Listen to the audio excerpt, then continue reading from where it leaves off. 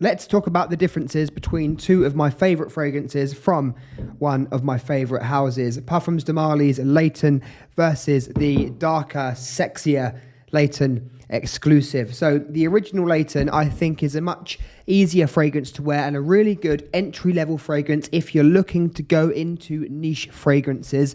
If you've only collected designer fragrances in the past, LAYTON is a really good entry-level niche fragrance because it smells like a very high-quality designer fragrance.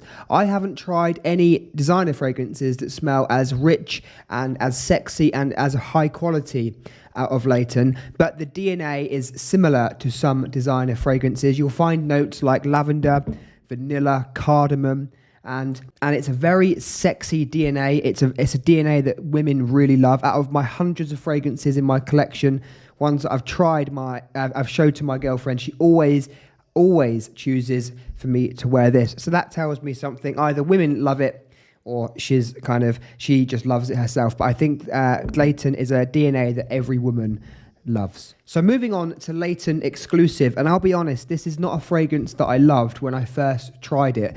Wasn't because I found it too dark or too mysterious or anything like that. It was just because I didn't get that much character or interest from it at all. The opening is quite similar to the original. It's very bright in the opening with apple, bergamot, and it reminds you of the original quite a lot.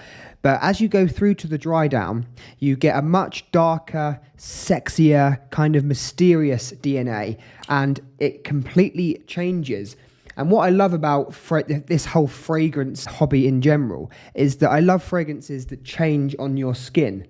And I might do a video about this in the future, but fragrances that change on your skin and develop and tell a story are amazing fragrances, and this is one of them. So it has the similar notes to the original in the opening, but then you go to darker notes. You have coffee, you have oud, you have some really earthy oak moss type notes. It smells earthy and it smells like coffee, and it just smells really dark, spooky and mysterious.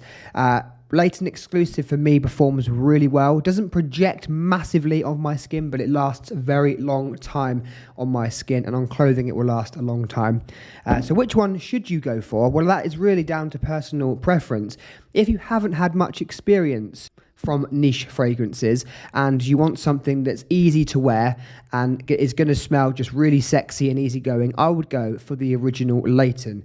It smells wonderful and it's a perfect fragrance to choose for someone who doesn't want to think so much about what they're wearing.